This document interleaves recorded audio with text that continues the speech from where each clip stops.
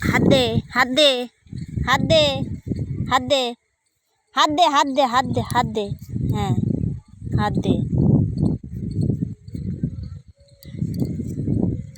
এই হাত দে, এই হাত দে, এই হাত দে। মানুষকে ভালোবাসলে হাত দে, হাত দে। পশুকে ভালোবাসলে ঠকতে হয় না। রাধে রাধে বন্ধুরা, চলে এলাম একটা নতুন ভিডিও নিয়ে। আশা করছি তোমরা ভালো আছো, আমিও ভালো আছি।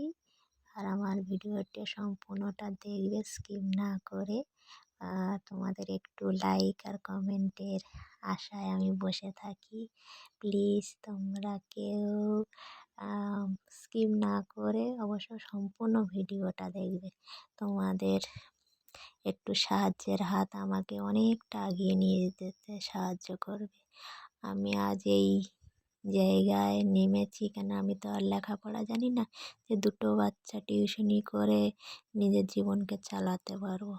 যদি আমি লেখাপড়া জানতাম তাহলে আর এই নরকে আমি পড়ে থাকতাম না।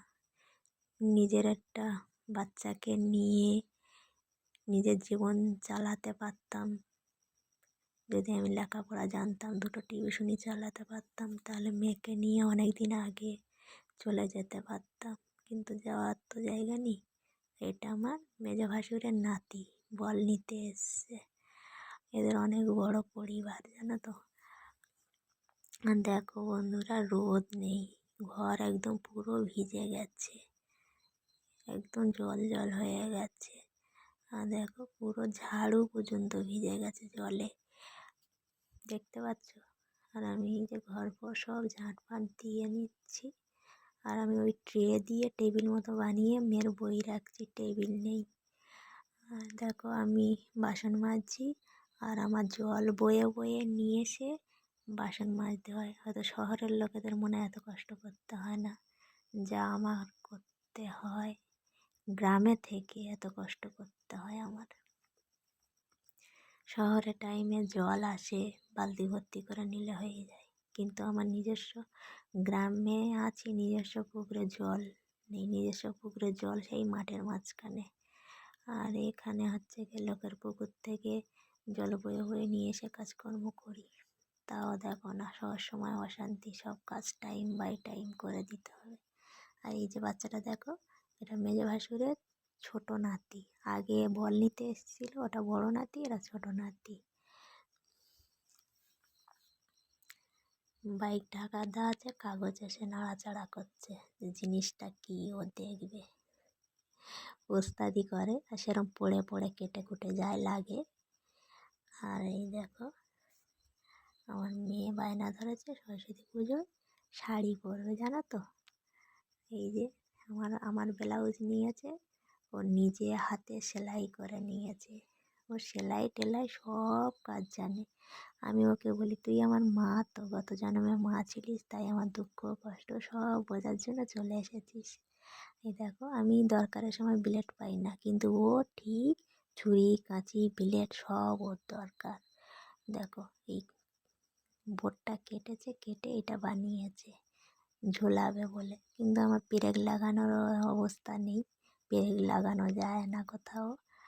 এটা ড্রয়িং করেছে ও একা একা, দেখো বুদ্ধি খাটিয়ে সব করেছে একা একাই।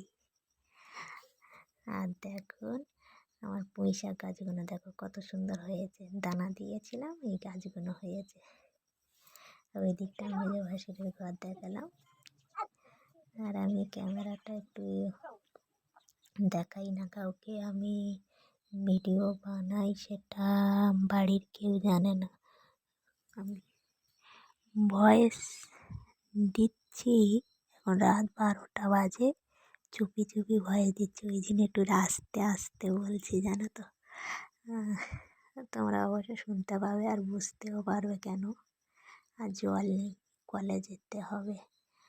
দেখো ডাবরে একটুও জল নেই, দুটো সব খালি, একটার মধ্যে একটু জল রয়েছে অবশ্য। কলে গিয়েও জল নিয়ে আসতে হবে, ডাবু নিয়ে যেতে হবে কলে। আর দেখো কলের থেকে জল নিয়ে চলে এসে চান টান করে আমার রেডি হয়ে গেছি। আমি যাব এখন ঠাকুর ঘরে পূজা দেব। আর দেখো আমার ঠাকুর ঘরে সব পুজো টুজো সব দেওয়া হয়ে গেছে। আমার ঠাকুর ঘরটা দেখিয়ে দিলাম, আরতি করে নিলাম। রাধে রাধে। আর দেখো আমার এই তুলসী গাছ, তুলসী তলায়ও ধূপ প্রদীপ সব কিছু দিয়ে দিলাম। আমি বুঝতে পারছি না ভয়েসটা কেমন হবে, অনেক আস্তে আস্তে দিচ্ছি, বুঝতেই পারছো কেমন পরিবার আমি বাস করছি। আর উচ্ছে ভাজা করে নিয়েছি, সজনে ফুল ভাজা বানাবো, আর পালং শাক, আলু দিয়ে ডালনা আর কুমড়ো ভাজা বানাচ্ছি। আর দেখো বন্ধুরা আমার সব হয়ে গেছে, আর শুধু সজনে ফুলটা ভাজা বাকি আছে। আর আমি কেমন করে ভাজলাম, আগে আলুটা লাল করে ভেজে নিয়েছি, নিয়ে তারপর সজনে ফুলটা দিয়েছি। কেন সজনে ফুল আর আলু একসঙ্গে দিলে হবে না, সজনে ফুলটা পুড়ে পুড়ে যাবে, খেতে ভালো লাগবে না, লাস্টে দিলে খেতে ভালো লাগে। আর দেখো আমার রান্না টান্না সব রেডি হয়ে গেছে, পালং শাক তরকারি আর হচ্ছে ভাজা, ফুল ভাজা। দেখো বিকেলবেলা চলে এসেছি। দেখুন বন্ধুরা, একা একা একা শাড়ি পরছে, দেখো একা একা শাড়ি পরছে। ও সরস্বতী পুজোর শাড়িটা পরবে, ওই জন্য ওই শাড়ি পরা প্র্যাকটিস করে নিচ্ছে। দেখো কেন একা একা শাড়ি পরছে। আমি পড়তে পারি। হ্যালো,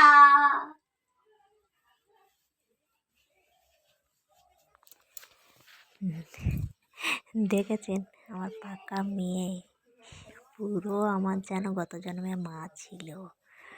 একা একা শাড়ি পরছে, ব্লাউজটাও একা সেলাই করে নিয়েছে, আমারই ব্লাউজ একা সেলাই করে ছোট করে নিয়েছে, কাঁধে মেরে নিয়েছে, সাইড মেরে নিয়েছে। এত পাকা মেয়ে আমার, আমার খুব কথা শোনে, খুব বোঝে, ও আমার দুঃখ কষ্ট সব বোঝে। বলে না যার কেউ নেই তার ভগবান আছে, সত্যিই আছে যে ভগবান আমার এত সুন্দর একটা মেয়ে দিয়েছে। আমি সত্যি আমি গর্ব করি আমার মেয়ের জন্যে, আমি আমার নিজের মার জন্যে গর্ব করি না কোনো দিন। যে আমার মেয়ে বোঝে, হয়তো আমার মা বোঝে না। হয়তো বলবে তোমরা তোমার মার নামে বলছো, হ্যাঁ গো, মা বাবা অনেক জীবনে কাহিনী রয়েছে, অনেক দুঃখ রয়েছে, যে ভগবান আমার একটা মেয়ে দিয়েছে আমার দুঃখটাকে বোঝার জন্যে। এই বয়সে যে ও এত বোঝে, সে হয়তো একটা বড় মানুষের বোঝার ক্ষমতা নেই। আমি ওর মা হয়ে এই কথা আমি বলছি, হয়তো কেউ বিশ্বাস করবে না। একটা বড় মানুষের যা বোঝার ক্ষমতা নেই, ওর মধ্যে সেই বোঝার ক্ষমতাটুকু রয়েছে। ও এতটাই বুদ্ধিমান। গোঁজ কত 2 মিনিট হয়ে গেল। আর বন্ধুরা আমার মেয়ের শাড়ি পরাটা কেমন হয়েছে অবশ্য কমেন্ট করে জানাবে, আর একটা মিষ্টি করে লাইক দেবে। আর সবাই বললো আমার মেয়ের শাড়ি পরাটা কেমন হয়েছে। আজকের মতো এই পর্যন্ত, সবাই ভালো থাকবে, আর নতুন বন্ধুরা সাবস্ক্রাইব করবে। টাটা, সবাই ভালো থাকবেন।